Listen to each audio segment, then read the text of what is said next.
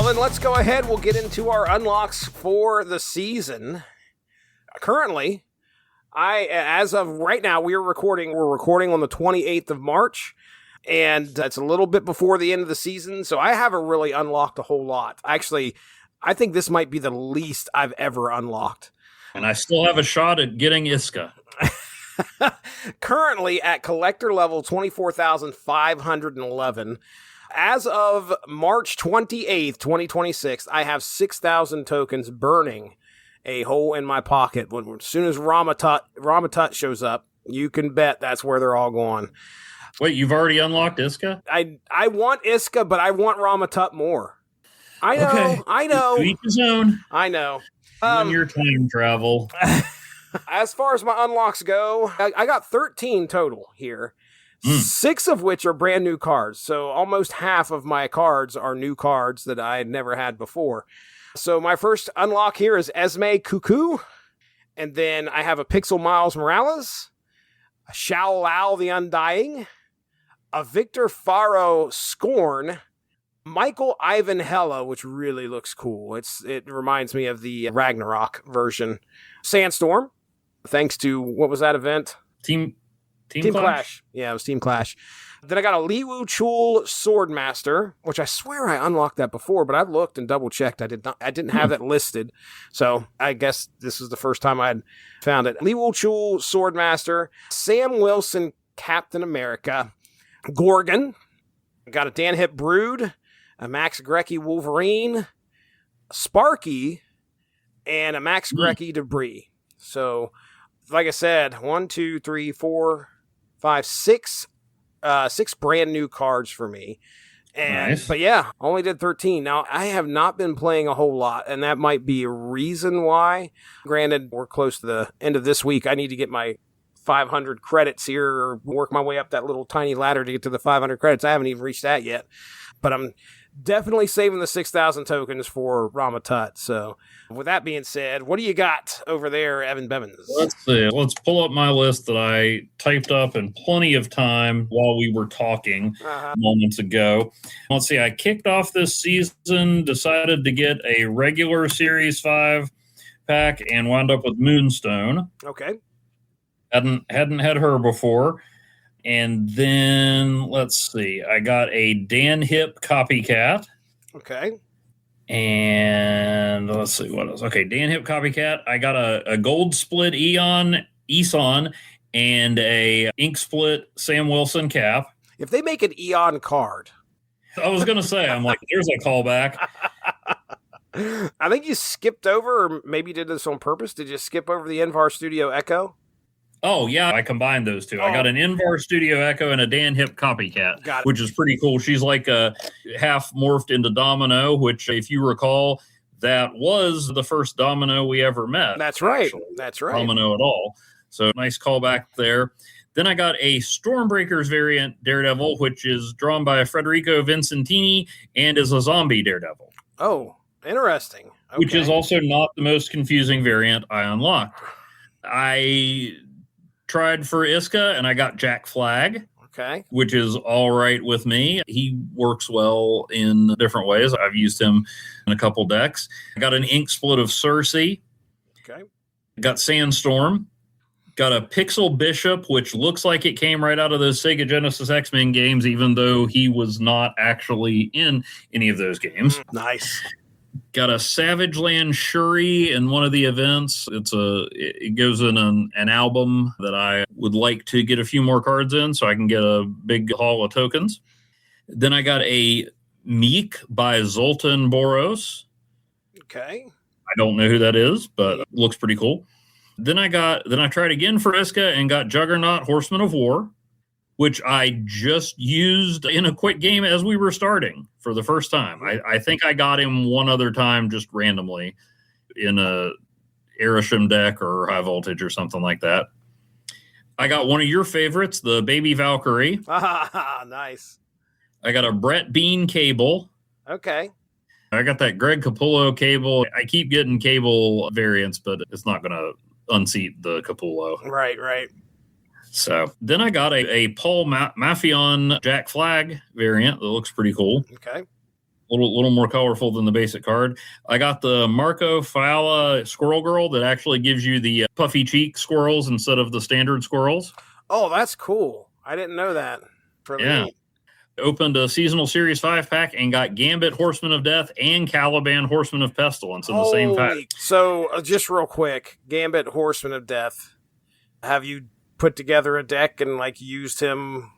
I just threw him in my high voltage deck, and then he got banned from high voltage. Oh, good. And I saw that one of the reasons they nerfed him was because people kept duplicating him. I hadn't even thought of that. I think I also tossed him in Collectasaur deck. Okay.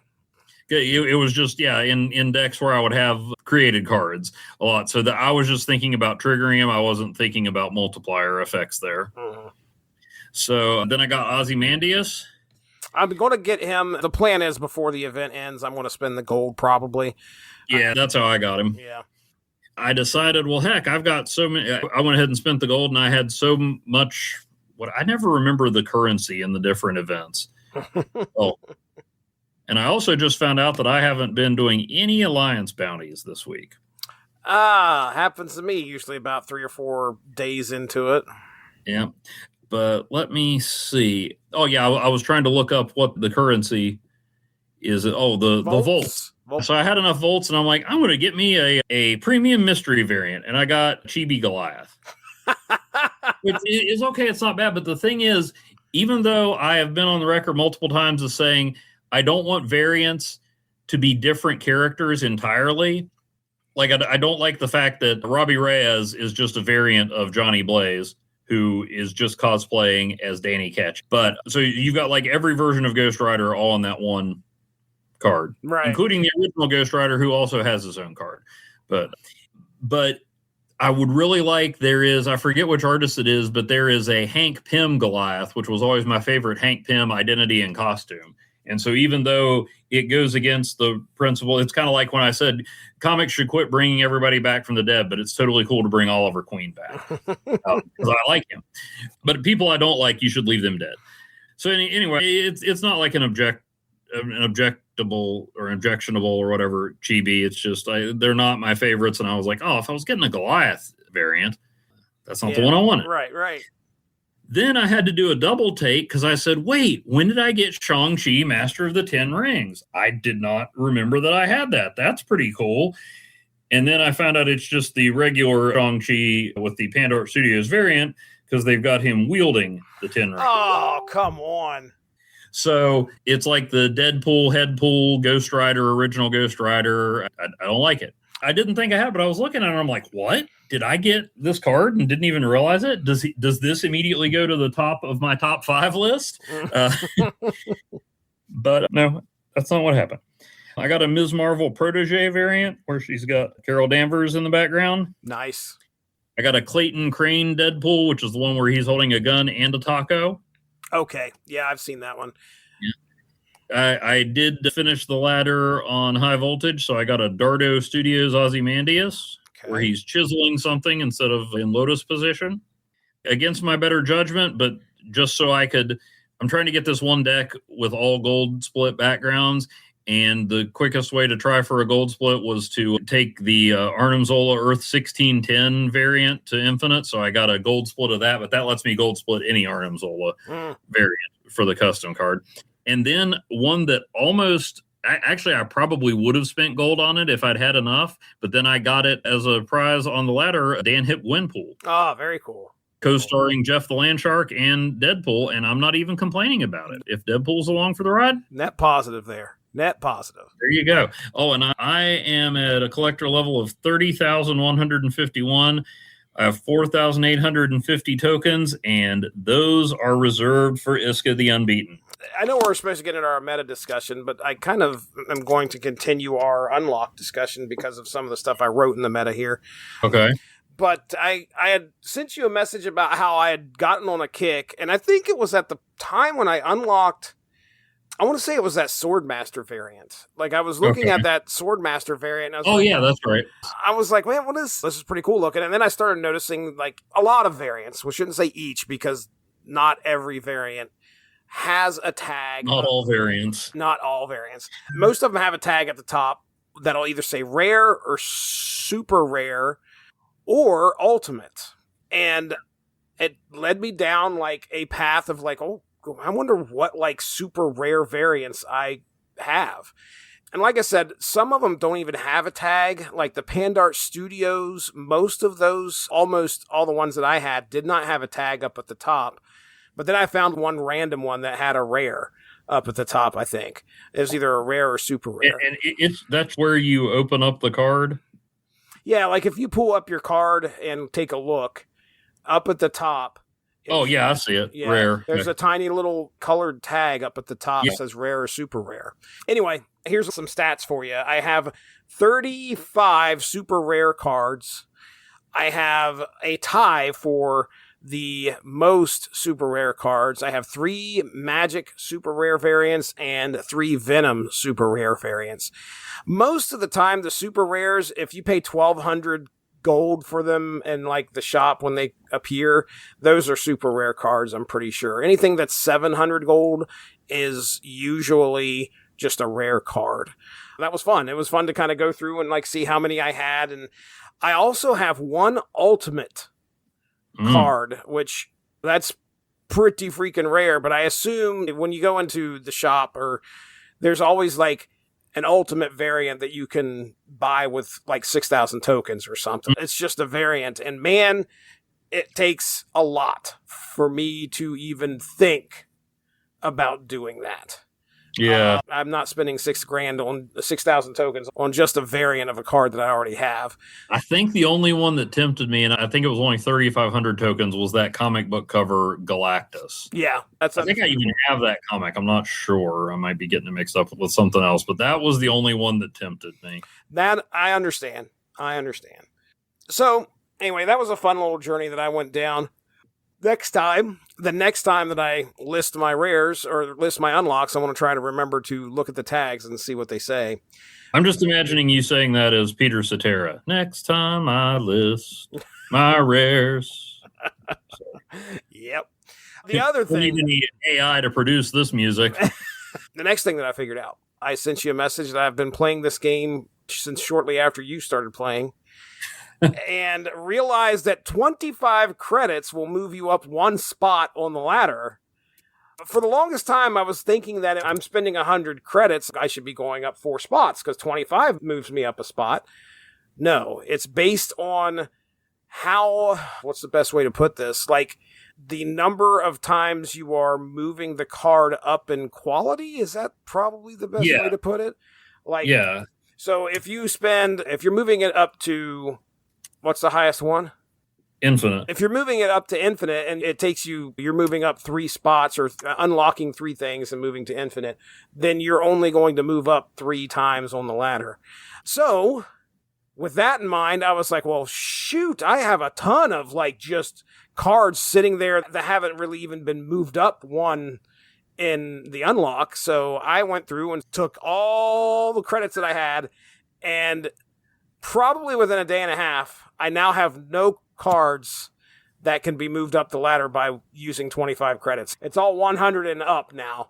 Oh, wow. Because I've got a lot of those. Whenever I need to move up quickly, I'll do it 25 at a time. It took me that long to figure that out. I was like, wait a second. It's more beneficial for me to move up the ladder just by spending 25 credits instead of 100. And I've got a ton of cards sitting here that I could do that with. So that helped me get up to like 2,000 or the 3,000 credits there pretty quickly. It might be the first time I do that twice, get 3,000 credits twice in a week. So there's that. That was something that I figured out on my own. And now to get into the meta, as far as what I saw this season, gosh, like I said, I haven't played a whole lot. Gambit, Horseman of Death, it was probably a very frequent flyer out there when he got unlocked. I know I saw him a good bit. And just about every other video on Reddit was of some kind of crazy combo that people were using Gambit, Horseman of Death for. So, but I didn't see like any other big archetypes that seemed to dominate everything. They took some effort to kind of knock Star-Lord down a little bit here, but really he wasn't much of a problem for me beforehand, at least I saw him more frequently last season than I did this season, so at least so far. Yeah, I think that was an interesting thing to do with him. I think that will dial it back some. I tried a deck where you really counted on boosting Star-Lord up a lot, but I don't know. It didn't pan out. Didn't do a whole lot for me. It worked at times, but yeah, I try not to have a deck that just relies on one trick, but it was something that I ripped off from somebody else where they used Star-Lord, then they Arnim Zola'd him. So, and then like they would bring in like Wong, Gambit, and Odin on the last turn. Yep. Yeah, it'll be nice to. I'm okay with them kind of taming him down a little bit. I'm all right with that. I only saw that combo you're talking about once, but it was still pretty rough. I definitely lost that game. Well, okay, so there was last month we were talking about the death of alliances, or at least that was something that I brought up. And like within a day or so afterwards, Second Dinner had like wrote out a manifesto or whatever that they were going to do for the state of the game or something like that. I cannot remember. They're like, guys, we can't lose Starcher. Yeah. Well, they come back and they're like, okay, we're going to fix alliances. We're actually going to bring back premium mystery variants into alliances. And I got all excited. Yes, they are bringing that back. However, it is not going to be for the personal ones, which I guess there could be an argument that that's the way it should be. Like the higher reward should be for your whole alliance to go for the PMV goal. But right now, from my understanding is the personal goals, the personal bounties, the personal alliance score, or whatever you want to call it, is only going to result in mystery borders for you personally. Yeah. But as far as the alliance goes, like the alliance as a whole, then yes, everybody can work towards getting a premium mystery variant. And right now, our alliance ain't going to be doing that. We're going to have to be bringing in a lot of people to do a lot of bounties. So it's great that they heard, but I think there was probably some damage done. And I like to get in there and get my personal bounties, and it was no problem hitting the goal for the personal bounties. And I loved getting a mystery variant, but I don't know if it's going to bring people back or not. I'm thinking if people are part of a weak alliance, they're not going to reinvest in doing bounties again, I don't think. The only other thing I had here on my list was just that fun little thing I learned about playing a skill on Professor X. And if anybody listens to this, ladies and gentlemen, if you have Professor X out there, it doesn't mean you can't play skill cards on that spot. And I learned that from Reddit. It's probably been like that for a while. So if you get Professor X out there, you can like unleash all sorts of craziness if you got like, what's his name, Prowler, or getting some of those skill cards, and then possibly help you win the lane. Did that? I tried it a couple times. The unfortunate thing is Professor X costs so much. It's tough to get him out there and take advantage. You're taking advantage of Professor X? That just doesn't. Right. I guess it's better than him taking advantage of me, which is probably what would happen. That's Professor X for you. He'd just mind wipe you. It'd be okay. Yeah, it'd be all right. I'd never know. There you go. I'd never know. Do it for your own good. All right. Well, that's all I have for the unlocks and meta. You got anything you want to talk about with your season? Team Clash was fun. I didn't get as into making decks this time, kind of like with Grand Arena. I played a lot with the decks they had ready made for you. I still think that's a fun way to get to try out new cards. I have boosters for cards that I don't own, but I enjoyed that. I think I ended up playing Thunderbolts the most. Oh, yeah. Yeah, Team Clash. I forgot all about that. Yeah. I like the Spider-Man, Spider family. Yeah. Is that what it's called? Mm-hmm. I like using that deck a lot, and X-Men, the X-Men deck, but I did not use Brotherhood a whole lot at all.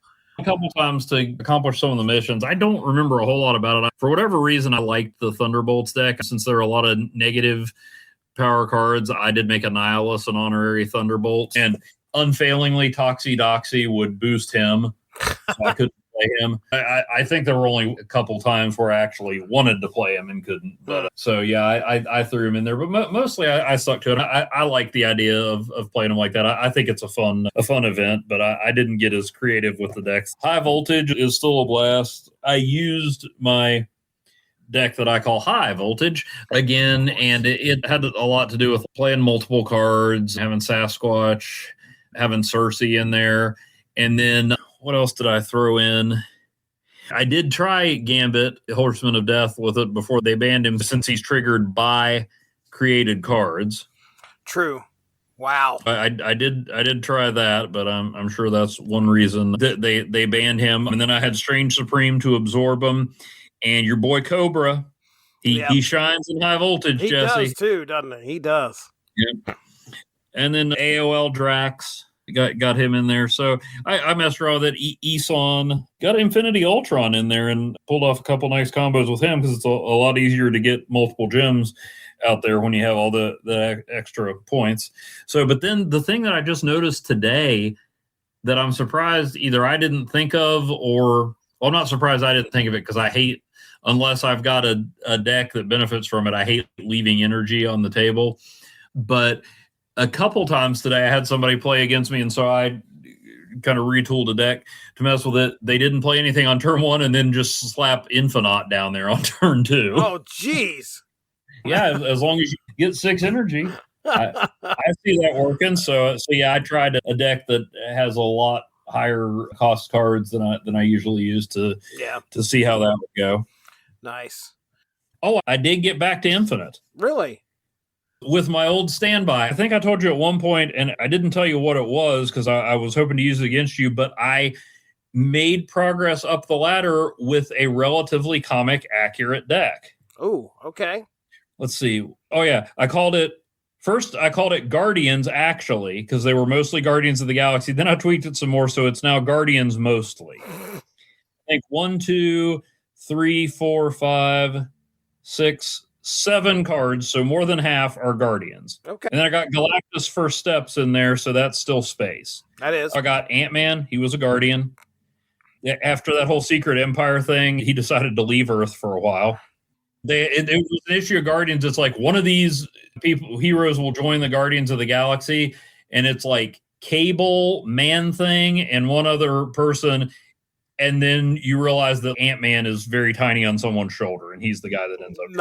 Nice. So I got Ant-Man, Nebula, Adam Warlock, Starhawk, Jack Flag, Rocket and Groot, Drax AOL, and then I had Major Victory in there for a while, but then I ended up replacing him with Superior Spider-Man, because that gives me a chance at the back end to bring in either Red Hulk or Galactus First Steps. But with Superior Spider-Man, maybe I bring them both in. Why not? And if that doesn't work out, I've got Dragon Lord to bring him in. Nice. Very nice. And then to round it out, I have the man who is not a Guardian yet, but should be, M'Baku. Nice.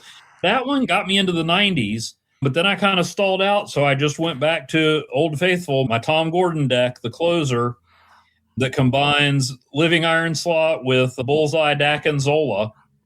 Actually, I guess it's Dak and Zola Bullseye. Because that one, there's been times that I haven't been able to make progress on the ladder with that. Like when I'm not doing anything, I go to that and I can't. But it's big swings, and that's the one I have the most luck with, getting 8 cubes. Nice. That one can flip it really fast, so I use it again, and that's the one I'm trying to get all gold splits for. So I still need Surge, Colleen Wing, Bullseye, and Dakin.